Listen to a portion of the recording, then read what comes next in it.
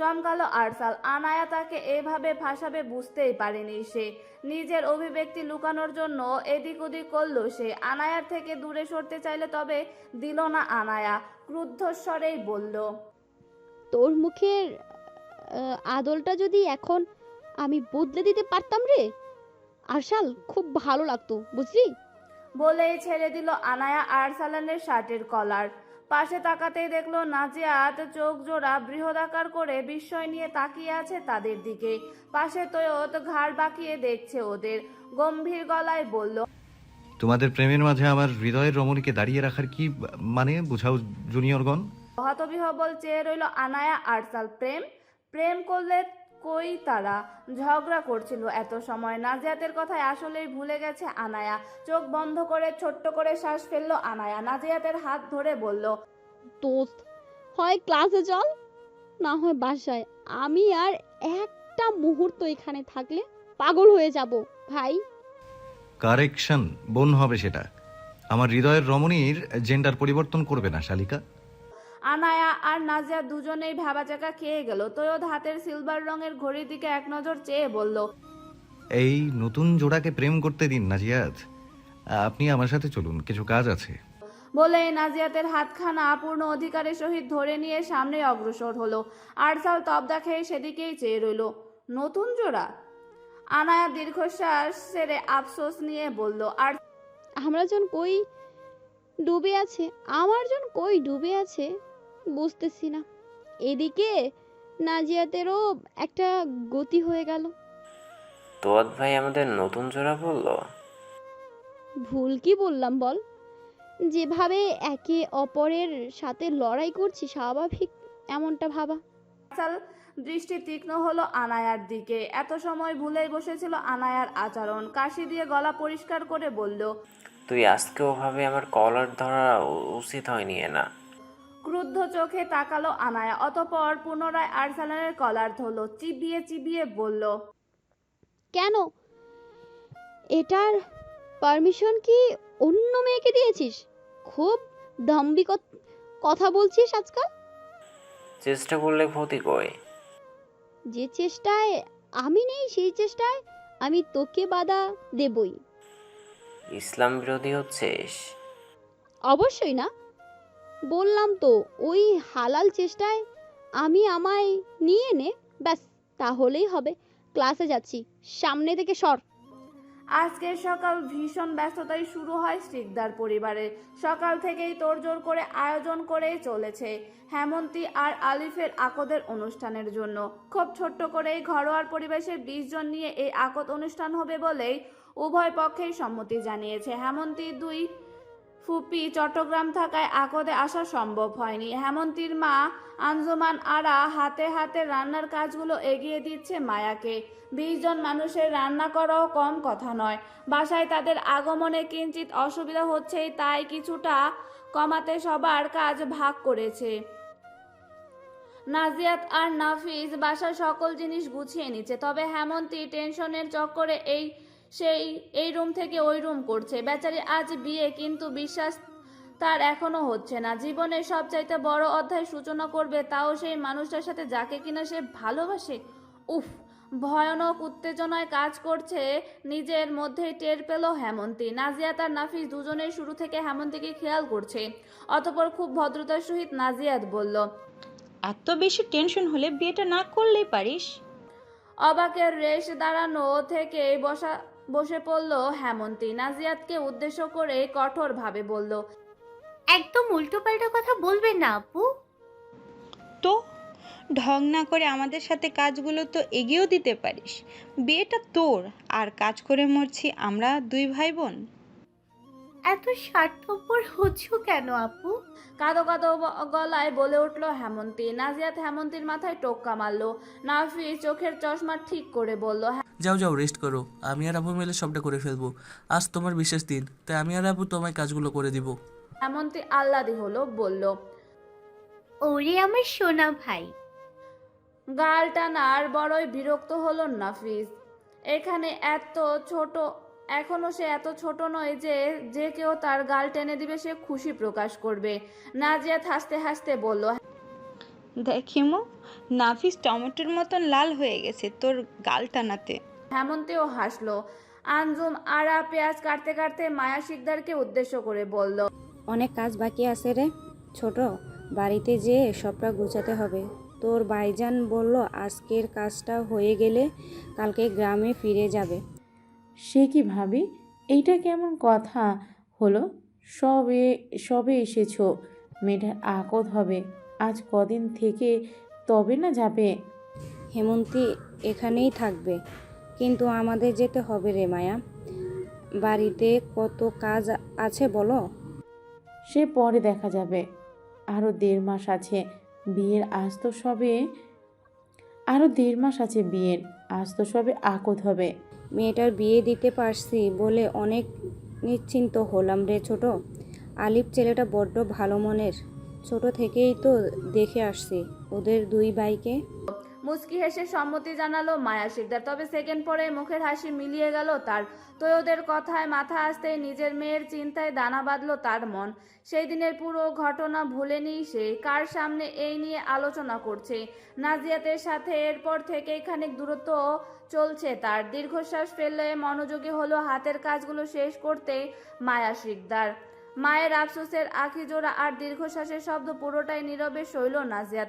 সেদিনের পর থেকে মা কেমন চুপচাপ হয়ে আছে তার সাথে। ব্যাপারটা সে মোটেও ভালো লাগছে না। তবে এত কিছুর মধ্যে একটা ভালো লাগার ব্যাপার হচ্ছে আশরাফ শিকদারের কাজ করার ব্যাপারটা। বাড়িতে থাকা কিছু জমি জমা বিক্রি করে মায়ের সাথে সঞ্চয় দিয়ে হ্যান্ডওয়ার্কের দোকান দিয়েছে। ইলেকট্রনিক জিনিস নিয়ে ভালোই দক্ষতা আছে তার। সবাই বেশ উৎসাহিত করেছিল আশরাফ শিকদারকে। সাথে কাজে সাহায্য করবে এমন একজনকে নিয়োগ দেওয়া হয়েছে। চাপা শ্বাস ফেলল নাজিয়াত। হেমন্তীর ব্যাপারখানা লক্ষ্য করেই নাজিয়াত হাত চেপে ইশারায় আশ্বাস বাণী দিলেও নাজিয়াতের উসখুস মন শান্ত হলো না। ঘড়ি ধরে সময় দেখে নিল নাজিয়াত। প্রায় আধা ঘন্টা হলো জ্যামে বসে আছে। হেমন্তী হাঁসফাঁস করছে। শাড়ি গহনা আর ভাড়ে রীতিমতো নুয়ে পড়েছে তার ইতিমধ্যেই।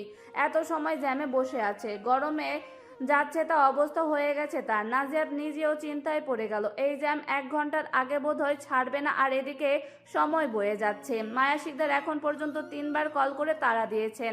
এখনও পৌঁছাতে না পারলে সময় অনুযায়ী বিয়ে হতে দেরি হয়ে যাবে। ঠোঁট কামড়ে বসে রইল সে। তবে হেমন্তী পারল না এত সহ্য শক্তি দেখাতে। ব্যাগ থেকে আলিফের নম্বরে ফোন করে আর্তনাদ করে বলল, আলিফ, লোকেশন পাঠাচ্ছি, প্লিজ এসে নিয়ে যাও আমাদের, নয়তো আজ বিয়ে করা লাগবে না। নাজিয়াত কিছু বলল না, চুপচাপ হেমন্তীর কাণ্ড দেখে গেল। সত্যি বলতে এই জ্যামে বসে থাকতে থাকতে অসহ্য হয়ে গেছে। তবে হেমন্তীর মতো প্রকাশ করলো না। আলিফ হেমন্তীর কল পেয়ে তৈয়দকে জানালো। তৈয়দ বাইকের চাবি ধরিয়ে দিয়ে বলল, চলো ভাই, নিজেদের হবু বউকে নিয়ে আসি। তাই যেতে হবে, না হয় আজ সত্যি আমার বিয়ে করা হবে না। হাসলো 2 ভাই। পকেটে বাইকের চাবি নিয়ে বাসা থেকে বেরোতেই তিতির সামনে এসে দাঁড়ালো। 2 ভাইকে এভাবে উপর-নিচ দেখে নিয়ে বলল, এখন কোথায় যাওয়া হচ্ছে আমার ভাইয়েরা? বউ আনতে যাচ্ছি। সরসরেই বলল তৈয়দ আর আলিফ। তিতির চোখ ছোট ছোট করে খোঁজা মেরে তৈয়দকে বলল, আলিফ ভাইয়ের না হয় বুঝলাম, তোর বউ কবে হইল? আমারটা তো বছর আগেই ঠিক ছিল, ওই একটু ঝামেলায় পিছিয়েছে এই আর কি। তাড়াতাড়ি নিয়ে এসো তাদের। 2 ভাইকে তাড়া দিয়ে বের করে দিল। সোফায় বসলো তিতির। হাতের ফোনটা হাতে নিতেই মিষ্টি হাসলো সে। এখন আর আগের মতো মানুষটার মেসেজের অপেক্ষা করতে হয় না, বরং নিজে থেকেই মেসেজ করে সে। আজ বিয়েতে তৈয়দের সকল বন্ধুরা আসার সুবাদে আমানও আসবে। মনটা কেমন নেচে উঠল তিতিরের।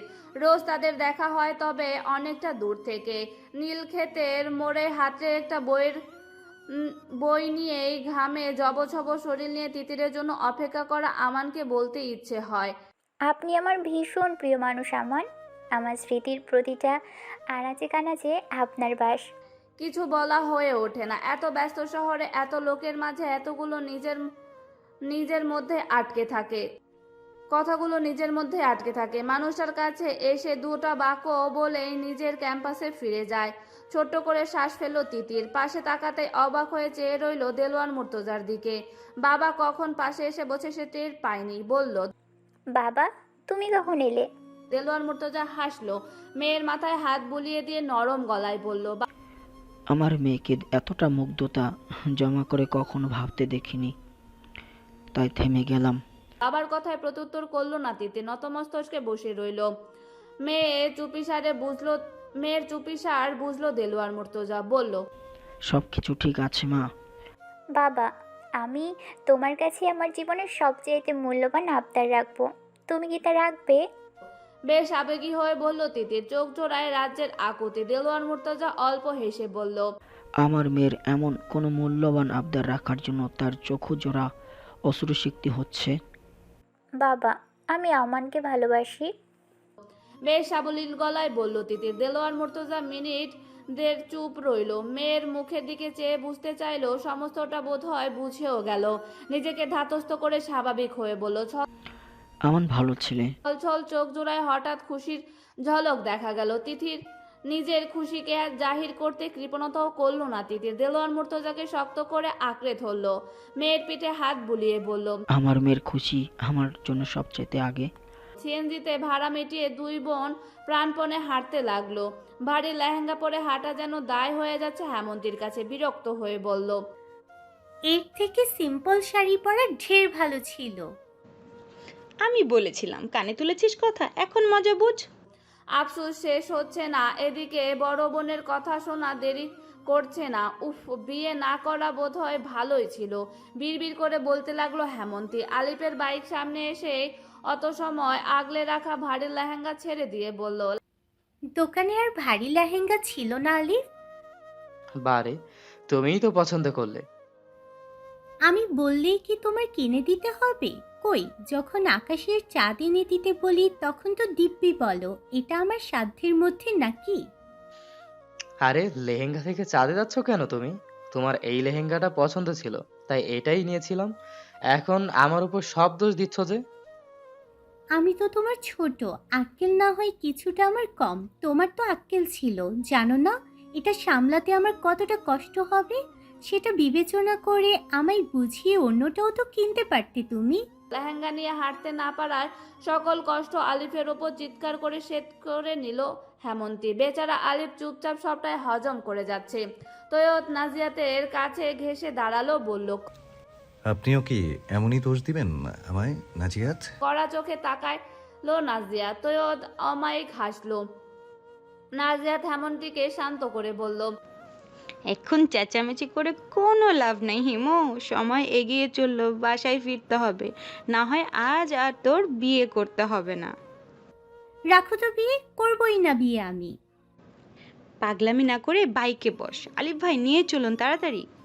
মাথা নেড়ে সায় জানালো আলিফ। নাজিয়াত খুব যত্ন করে হেমন্তীর লেহেঙ্গা গুছিয়ে দিল। ও চলে যেতেই নাজিয়া তৈয়দকে উদ্দেশ্য করে বলল, শুনুন জনাব, আমি কখনো জেনে বুঝে ভুল করি না, তাই নিশ্চিন্ত থাকুন। ওকে জনাবা। বাসায় পৌঁছতে বেশ খানিক সময় লাগলো নাজিয়াতদের। অতঃপর দেরিতে আশায় বড়দের চোখ রাখানোর সম্মুখীন হলো তিতির আর আমানরা।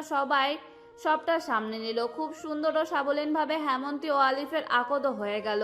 বাড়ির সবার মুখ মিষ্টি করার সুবাদে দেলোয়ার মুর্তজা মুখে মিষ্টি ধরল আশরাফ শিকদার। অতি বিস্ময় নিয়ে ঘরের সবাই দুজনের দিকে পূর্ণ দৃষ্টি দিল। গত 7 বছরে এদের বন্ধুত্বপূর্ণ আচরণের পরিবর্তে এতটাই যে দুজনের একসঙ্গে মিষ্টিমুখ করা দেখে এদের থেকে বাকিরা বেশি বিস্মিত। অতঃপর খুব আন্তরিকভাবে শহীদ দেলোয়ার মুর্তজা মুখে মিষ্টি নিয়ে আশরাফকেও খাওয়ালো। দুজনকে জড়িয়ে ধরে শুভেচ্ছা জানালো বেয়াই হওয়ার খাতিরে। হেমন্তী আলিফকে ফিসফিসিয়ে বলল, বছর পুরানো বন্ধুত্ব জমলো তবে। বেশ খুশি লাগছে জানো তো হেমন্তী। সে আর বলতে। একে অপরের হাত শক্ত করে ধরলো আলিফ আর হেমন্তী। তৈয়দ নাজিয়াতের হাতের চুড়িগুলো নিজের সিলভার রঙের ঘড়িটি ঘষলো। নাজিয়াত বিরক্ত নিয়ে তাকালো, বলল, কি সমস্যা? আমাদের বিয়ের কথা কবে বলবো নাজিয়াত? পরে দেখা হবে। আপনি চাইলে এই মুহূর্তে আরেকটি বিয়ে হতে পারে, কিন্তু চোখ বড় বড় করে চাইলো নাজাত। অতঃপর খুব সন্তর্পণে তৈয়দকে বলল, শান্তিশিষ্টভাবে বিয়েটা হচ্ছে সেটা এনজয় করুন, অন্য সব চিন্তা আপাতত বাদ দিন তৈয়দ। আপনি আমার শান্তিটা ছিনিয়ে নিয়ে শান্তিপূর্ণ থাকার আহ্বান জানালেন নাজিয়াত। ছিনিয়ে নেওয়ার অভ্যাস আমার নেই। ভেবে বললেন? কালো নাজিয়াত তৈয়দের এই প্রশ্নে কি বুঝিয়েছে সে জানে, তবে এটা এড়িয়ে যেতেই চাইলো। বলল, সবাইকে শরবত দিতে হবে, পরে কথা বলবো। তৈয়দকে পাশ কাটিয়ে চলে গেল নাজিয়াত। মৌ আর সারা তৈয়দের পাশে এসে দাঁড়ালো। মৌ ভ্রু কুঞ্চিত করে তৈয়দকে উদ্দেশ্য করে বলল, এই মাইয়া পচেও পটে না দেখতেছি। সারা মৌয়ের কথায় সায় দিয়ে বলল, বেশ শক্ত ধাঁচের মেয়ে কিনা। তা যা বলছিস। তৈয়দ শোন, রাজি না হয়ে সোজা তুলে এনে কাজী অফিস চলে যাবে। সাহায্যের দরকার হলে আমরা সবাই আছি। বাজে কথা। ঠিকই বলেছে মৌ। প্রথমবার মৌয়ের কথায় সায় দিল মুরতাসিম। সারাকে সাইডে সরিয়ে মুরতাসিম এবার ভালো করে দেখলো। মৌ বলল, আজ আমার কথা তোর যুক্তি আছে বলে মনে হচ্ছে দোস্ত। সব সময় আজাইরা বকিস মামা, তুই অযৌক্তিক লাগে, কিন্তু আজকের কথায় জোর যুক্তি আছে। তোর যৌক্তিক অযৌক্তিকতার পেছনে ফালা। এখন বল আমান কই? আমিও দেখি নাই রে অনেকক্ষণ যাবৎ, শালা গেল কই? মুখ বিকৃত করলো মুখ। কি সব ভাষা এই ছেলে! ক্ষিপ্ত হয়ে বলল, ওর কোনো বোনের তুই বিয়ে করছস যে শালা বলে সমাধান করিস? ওর বোনকে বিয়ে করা লাগবে, আর যদি করাই লাগে তুই আছিস তো। বলে হাসতে আরম্ভ করলো মুরতাসিম। মৌ দাঁত কিরমির করেই বলছিল। সারা, তৈয়দ আর সায়ন হাসতে হাসতে একে অপরের সঙ্গে হাই ফাইভ করলো। মৌ রেগে বলল, তোকে বিয়ে করাচ্ছে সারা জীবন সিঙ্গেল থাকা ভালো, বুঝেছিস? বলেই বড় বড় পা ফেলে সেখান থেকে চলে গেল মৌ। সারা হাসতে হাসতে বলল, ভাই ওরে চেটাইয়া সেই মজা পাওয়া যায়। বলল সায়ন। মুরতাসিম তখনও হাসতে ব্যস্ত। মুরতাসিমের কাঁধে হাত রেখে বলল, ছাদে গেছে মনে হয়, সরি বলে নিয়ে আয়। নিজেই চলে আসবে কিছু সময় পর। তোকে যেতে বলেছি, যা। ফেলো না তৈয়দর কথা মুরতাসিম। পেছন পেছন সেও গেল ছাদে। ছাদের কার্নিশে দাঁড়িয়ে তিতির। খোলা চুলগুলো আরো এলোমেলো হয়ে যাচ্ছে গোধূলির স্নিগ্ধ বাতাসে। কানের পাশে চুলগুলো গুজে দিয়ে ঠাঁই হলো নয়নতারার। ছাদে আসতেই আমান কানে ফুল গুজে দিয়েছিল মুখখানায়। গুজে দিয়েছিল ফুলখানা। ছাদের গ্রিলে দুজন দুজনের হাত রেখে বিশাল আকাশ দেখতে ব্যস্ত। তখনই অন্য পাশে ছলছল অশ্রুসিক্ত চোখ জোড়ায় নীরব চেয়ে রইল একজন সেই দিকে। মুখ চেপে নিজের কান্না দমক করতে চাইল সে, কিন্তু হলো না। অতঃপর খুব জোর দৌড়ে ছাদের দরজার অপর পাশের পিঠ ঠেকালো, বসলো মৌ। আজ যেন সকল অনুভূতির অবসান হলো তার। এত বছর একটু একটু করে গড়ে ওঠা ভালোবাসা নিমিষেই ধূলিকণার মতো উড়ে যাবে বুঝতে পারেনি সে। মানুষটা বলার ভাগ্য পর্যন্ত হলো না। অঝরে কাঁদছে মৌ। এই দম বন্ধকর পরিস্থিতি ওর সহ্য হচ্ছে না। দিক বিদিক শূন্য হয়ে যখন সিঁড়ি দিয়ে নামতে উদ্যত হলো, কয়েক সিঁড়ি পেছোতে ব্যালেন্স হারাতেই মুরতাসিম শক্ত করে ধরল মৌকে। মৌ মুরতাসিমকে জড়িয়ে মুখ চেপে কাঁদছে। আচমকা মৌয়ের এমন আচরণে অবাক না হয়ে পারল না মুরতাসিম। মৌ তাকে খুব শক্ত করেই জড়িয়ে ধরে আছে। মেয়েটা অসম্ভব কাঁদছে, ধরে রাখা মুশকিল হয়ে যাচ্ছে তার জন্য। মাথায় হাত বুলিয়ে দিয়ে বলল, কাঁদছিস কেন? প্রত্যুত্তরে কোনো জবাব এলো না মৌয়ের থেকে। মেয়েটা একাধারে কেঁদেই চলেছে। মুরতাসিম আর প্রশ্ন করলো না, মাথায় হাত বুলিয়ে দিয়ে সান্ত্বনা দেওয়ার চেষ্টা চালালো। সমস্ত কাজ শেষ করে সবাই বিদায় জানিয়ে নিজ গন্তব্যে রওনা হলো। তৈয়দ অবশ্য মৌকে দেখতে না পেয়ে মুরতাসিমকে ফোন করেছিল। বলেছে মৌয়ের শরীরটা হঠাৎ খারাপ হয়ে গেছে, তাই ওকে বাসায় পৌঁছে দিতেই গেছে। সারা আর সায়ন শুনে চিন্তিত হলো। খটকা লাগলো, হঠাৎ অসুস্থ হয়ে যাবে কেন? সারা অবশ্য মৌকে কল করার চেষ্টা করছিল, কিন্তু ওপাশ থেকে ফোন বন্ধ বলল। নাজিয়াত সারাকে জিজ্ঞাসা করেছিল, মৌ আপু কখন ছাদে গেছে? সারা সেকেন্ড সময় নিয়ে বলল, এই ধরো আধা ঘন্টা আগে। ঢোক গেল নাজিয়াত। যা ভেবেছে সেটাই হলে বিরাট সমস্যা। তিতির আর আমান ভাইকে ছাদে গেছে সেটা জানে, কেননা যাওয়ার সময় তিতির বলে গিয়েছিল। কিন্তু মৌ আপু ওই সময় ছাদে চলে যাবে সেটা নাজিয়াত ভাবনায় আনেনি। হেমন্তী এসে নাজিয়াতকে ধাক্কা দিয়ে জিজ্ঞাসা করলো, কি এমন ভাবছো আপু? মৌ আপু আমান ভাইকে ভালোবাসে হেমু, আর আমান ভাই তিতির আপু একে অপরকে। বিষয় চোয়াল ফাঁক হয়ে হলো হেমন্তী। নিজেকে সংযত করে উত্তেজিত হয়ে বলল, কি বলছো আপু এসব? মৌ আপু হয়তো আজ তিতির আপুর আর আমান ভাইকে একসঙ্গে দেখে নিয়েছে রে হিমু। তাই মনে হয়, অমনভাবে চলে গেছে। মাথা দুলালো নাজিয়াত। বিছানায় হেলান দিয়ে বিকেলে সমীকরণগুলো মিলিয়ে যা বোঝার বুঝে গেছে সে। কিন্তু এই সমীকরণ এভাবে না মিললেও তো হতো। এক পাক্ষিক অনুভূতির মূল্য নেই এ পৃথিবীতে, সর্বদাই রয়েছে দম বন্ধকর অনুভূতি। দীর্ঘশ্বাস ছেড়ে চোখ বন্ধ করে ঘুমানোর চেষ্টা করলো নাজাত, তবে ফোনের রিংটং ভাঙলো তার ধ্যান। ফোনের স্ক্রিনে তৈয়দের মুখখানা ভেসে উঠল। মৃদু হাসলো নাজাত, অতঃপর ফোন রিসিভ করতেই তৈয়দের গলার আওয়াজ এলো। বলল, ঘুমিয়ে গেছেন? জেগে আছি বলেই ফোনটা ধরা হলো। তা তো অবশ্যই। তা এত রাত জেগে কি করছেন? কিছু ঘটনার সমীকরণ মেলাতে চাচ্ছি। জীবনের প্রতিটা ঘটনার সমীকরণ মেলাতে গেলে জীবন অনর্থক লাগবে যে নাজিয়াত। কিছু সময় সেটা না করলেও জীবন অপূর্ণ থাকে বোধহয়। অপূর্ণতায় তো জীবন। আমায় না পাওয়ার অপূর্ণতা ঘুচাতে পারবেন তৈত? নীরব শ্বাসের ওঠানামার শব্দ এলো শুধু। রাতের এই শব্দহীনতায় সেই শব্দ ভীষণ জোরালো হলো। তৈয়দ ছোট্ট করে শ্বাস ফেলে বলল, না, শব্দকে বরাবরই আমি এড়িয়ে চলি। আপনাকে না পাওয়ার এই শব্দ নাকে আমি সবচাইতে বেশি ঘৃণা করি। প্রকৃত আর উপরহালার সঙ্গী না হলে এই না করে ঘৃণা করা নিছকই হাস্যকর। দুজন মানুষের চাওয়া যখন মিলে যায় তখন প্রকৃতি কেন, আমাদের উপরওয়ালাই আমাদের পরিণয় ঘটাবেন। আমাকে আপনার প্রার্থনায় রেখেছেন তো নাজিয়াত? আমাদের দুজনের প্রার্থনায় একই চাওয়া তো নাজিয়াত? তৈয়দের শীতল কণ্ঠে শব্দগুলো নাজিয়াতের হৃদয়ে খুশির সঞ্চার ঘটালো। কণ্ঠে মিষ্টতা এনে বলল, না মেলার তো কথা নয় তৈত। ফোনের অপর প্রান্তে থাকা তৈয়দ হাসলো, বলল, ভালোবাসি নাজিয়াত, বড্ড ভালোবাসি আপনাকে। আমার রব জানেন আপনাকে ঠিক কতটা চাই আমি। আমি যে আপনাতেই মত তৈত। আপনাকে না ভালোবেসে আমার বোধহয় অপরাধ হয়ে যেত। এত মান্যত করে যে আমাকে চায় তাকে ফিরে দাও অপরাধে হতে চাইনি কখনো। কাল থেকে ময়ের সাথে কারো যোগাযোগ না হয় বন্ধুমহল সবাই বেশ চিন্তিত। মুরতাসিম কাল ময়ের কান্না কথা সবার কাছে লুকিয়ে গেছে, শুধু বলেছে কাল মৌকে বাসায় পৌঁছে দেওয়ার পর নিজেও কিছু জানে না। আমার ময়ের ফোনে কল দিয়ে যাচ্ছে, তবে ফোন বারংবার বন্ধ বলে ঘোষণা করছে।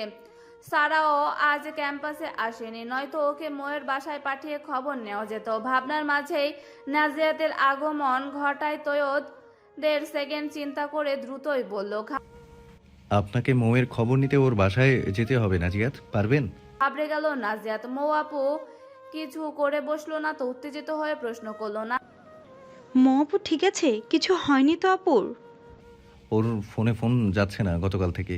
মুরতাসিম বলল কাল নাকি শরীর খারাপ বলে আগেই বেরিয়ে গেছে, তাই টেনশন হচ্ছে খানিক। নাজিয়াত মুস্তাসিমকে এক পলক দেখে নিল, কেমন হতাশ হয়ে বসে আছে সে। আমানের দিকে তাকাতেই দেখলো বিষণ্ণতা চেয়ে আছে মুখ পানায়। মুরতাসিমের কাছে যে গলা ক্ষীণ করেই বলল, সত্যি কি আপু অসুস্থ? বিধায় কাল কাউকে না বলে চলে গিয়েছিল ভাইয়া? চমকে তাকালো মুরতাসিম, অতঃপর খুব সূক্ষ্মভাবে নিজেকে বিস্ময় চেপে গেল, বলল, আচ্ছা। বলেই তৈয়দের থেকে ময়ের বাসার ঠিকানা নিল। বাকিরাও যাবে, তবে বাসার থেকে একটু দূরেই থাকবে। নাজিয়াত আর আনায়া বাসায় দেখে আসবে বলে ঠিক করা হলো। কিছু সময়ের মধ্যে ময়ের বাসায় পৌঁছে গেল ওরা। তৈয়দ, মুরতাসিম, সায়ন, আমান বাসার খানিক দূরেই দাঁড়ালো। নাজিয়াত আর আনায়া ময়ের বাসায় গেল। কলিং বিল বাজাতেই দরজা খুলে এক মধ্যবয়স্ক লোক বেরিয়ে এলেন। নাজিয়াত সৌজন্য হেসে জিজ্ঞাসা করলো, আসসালামু আলাইকুম আঙ্কেল, আপু বাসায় আছে? ভদ্রলোক নাজিয়াত আর আনায়াকে দেখে উপর নিচ দেখে নিয়ে উঁচু গলায় বলল, আমরা আপুর ক্যাম্পাসের জুনিয়র। আপুর কিছু নোট দেওয়ার ছিল তাকে। অনুমতি পেয়ে দুজনেই ঘরের মধ্যে ঢুকলো। চারিদিকে একবার ভালো করে দেখে নিতে আনায়া ফিসফিস করে বলল, বেশ ঘুচানো ঘর। নাজিয়াত মাথা নাড়ালো, নম্র গলায় বলল, আপু কোথায় আঙ্কেল? চিন্তা করবেন না আঙ্কেল, আমরা দেখছি। ইশারায় ময়ের রুমটা দেখিয়ে দিতে নাজিয়াত আনায়া দ্রুত পায়ে সেদিকেই গেল। দরজার নক করতেই আপনা আপনি খুলে গেল দরজা, বোধহয় লক করা ছিল না।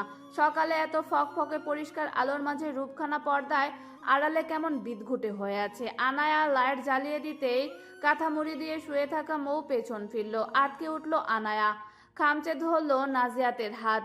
নাজিয়াতও কাঁপতে থাকা অষ্টদয় কোনো মতে উচ্চারণ করলো, আপু।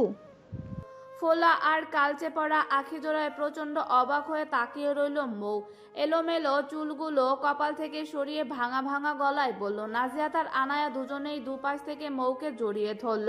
খেয়াল হলো শরীরের তাপমাত্রা স্বাভাবিকের চাইতে অনেক বেশি। ভীষণ কষ্ট হচ্ছে নাজিয়াতের। মেয়েটা নিজের এই হাল করে বসবে একদিনেই। সে একই সতর্ক থাকলে হয়তো আজ এমনটা হতো না।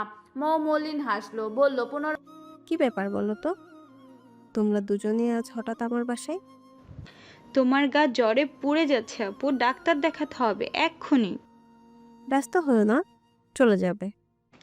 না আপু, এভাবে হবে না। নিজের কি হাল করেছো একদিনে, সেটা তো দেখো একবার। এত পরিপাটি একটা মেয়ে, এমন নাজুক অবস্থা আমার আর সহ্য হচ্ছে না গো আপু। প্রায় হাসলো মৌ। কাপা কাপা হাতে নাজিয়াতের গাল হাত রেখে বলল। আনায়ার হাতে অন্য হাত রেখে বলল। সবকিছু এত বিধ্বস্ত লাগছে আমার যে বলে বোঝাতে পারবো না। এখনই ডক্টর না দেখালে সিরিয়াস কিছু হয়ে যেতে যাবে। আপু প্লিজ জেদ করো না। বলল আনায়া। মেয়েটা কেঁদে ফেলল। নাজিয়াত মৌকে দাঁড় করাতে চাইলো, কিন্তু শক্তিতে কুলোনো তার। জ্বরটা নামানো ভীষণ দরকার এখন। আনায়াকে ইশারা করে কাপড় আর পানি আনতে বলে মৌকে বিছানায় শুয়ে দিল সে। মৌর বাবা অতক্ষণে হাজির। মেয়ের এমন অবস্থা দেখে উত্তেজিত হয়ে উঠলেন। নাজিয়াত আশ্বাস বাণী দিয়ে শান্ত করে বসালেন তাকে। আনায়া কাপড় আর পানি নিয়ে আসতেই নাজিয়াত মৌকে জলপট্টি দিতে লাগলো। ততক্ষণ আনায়া মেসেজ করে মৌয়ের অসুস্থতার কথা জানিয়ে দিয়েছে। আমান মেসেজ পড়তে যেতে চাইলো, তবে তৈয়দ বাধা দিল। মুস্তাসিম কপালে হাত রেখে পায়চারি করছে। কালকের মধ্যে কি এমন হলো যে এতটা অসুস্থ হয়ে গেল মৌ? তিতির আমানকে বহুবার কল করেছে, তবে ফোন না ওঠায় রেগে গেল। নাজিয়াতকে কল করলো, যখন ফোন ওঠালো না তখন তৈয়দকে ফোন করতেই ময়ের অসুস্থতার ব্যাপারটা জেনে কষ্ট পেল। ঠিকানা নিয়ে সেও পৌঁছালো। সবাই পাশের চায়ের দোকানে বসে আছে। তিতির যেতেই তৈয়দ বলল। সামনের গোলের নীল রঙের বাড়িটার 3 তলায়। মাথা নাড়িয়ে সায় জানালো। সামনে অগ্রসর হলো তিতির। আমানকে এক নজর দেখে নিল। সে কেমন উদাসীন ভাব নিয়ে বসে আছে। একবার তার দিকে তাকালো না পর্যন্ত। বেশ অভিমানী মন নিয়ে চলে গেল তিতির। আমান তিতিরের যাওয়ার দিকে চেয়ে রইল নির্বিকার হয়ে। সে জানে মেয়েটা তার খবর না পেয়ে এমন ছুটে এসেছে। হাসলো আমান। এত টেনশনের মাঝেও প্রশান্তি আসলো। দরজার বেল বাজতে আনায়া দরজা খুলে দিল। তিতিরকে দেখে ঘাবড়ালো সে। আসার সময় নাজিয়াত পুরো আনায়াকে বলেছিল, এখন যদি মৌ আপু তিতিরকে দেখে রিয়াক্ট করবে তাহলে তো সমস্যা হবে দরুন। আরে তিতির আপু তুমি এখানে? হ্যাঁ গো, মৌ আপু অসুস্থ, তাই আসলাম। ওহো, বসো না। আপুকে দেখতে এসেছি, সেখানেই বসবো, এখানে নয়। আমার আপুর রুমে নিয়ে চলো আনাইয়া। শুকনো ঢোক গিলল আনায়া। আসন্ন বিপদ কেমন আভাস পাচ্ছে সে। উফ আল্লাহ! তিতিরকে ময়ের রুমে দেখে নাজিয়াত নিজেও শক ছিল। মনে মনে শতবার চাইলেও সবকিছু যেন ভালো হয়। তিতির নাজিয়াতকে দেখে মিষ্টি হাসল। অতঃপর ময়ের সামনে বসে বলল, এতটা জ্বর নিয়ে একলা একলা বসেছিল আপু, আমাকে কাউকেই বললে না কেন? বন্ধ চোখ জোড়া থেকে 2 ফোঁটা জল গড়িয়ে পড়ল ময়ের। মেয়েটাকে দেখে সে এখন নিজেকে ঠিক রাখতে পারল না। ভরসা নেই নিজের ওপর। নিজের সবচাইতে মূল্যবান মানুষটা এই মেয়ের দখলে। যার অস্তিত্ব ভালোবাসার মানুষটা তার হলো না। তিতির পুনরায় ডাকলো মৌকে, তবে সারা শব্দ করলো না মৌ। নাজিয়াত কথা ঘুরাতে বলল, সবে ঘুমিয়েছে। ও, ছোট্ট করে জবাব দিল তিতির। রুমে ঢোকার পূর্বেই মনে হলো সে ময়ের আওয়াজ শুনতে পেয়েছে। তার মাত্রই চোখ থেকে পানি গড়িয়ে পড়ল। ঘুমিয়ে পড়ল সে। কষ্ট হলো তার। মৌ আপু কি ইচ্ছে করেই তার সাথে কথা বলছে না? কিন্তু এমনটা হবে কেন? নাজিয়াত কপাল থেকে জলপট্টির কাপড়টা সরিয়ে কপালে হাত দিয়ে জ্বরটা মাপার চেষ্টা করলো।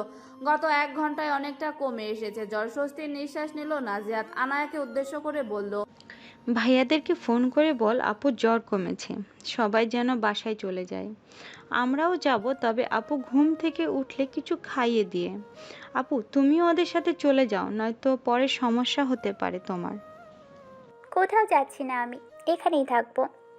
জেদ ধরে বসে রইল তিতির। অসহায়তা বোধ করলো নাজিয়াত। কি করে তিতিরকে বোঝাবে সে আপুর এই অসুস্থতার জন্য খানিকটা দায়ী তিতির নিজেই। তিতির এখানে থাকলে পুরো পরিবেশটাই অস্বস্তিকর হয়ে দাঁড়াবে। চটপট ভেবেই তৈয়দকে মেসেজ পাঠালো নাজিয়াত।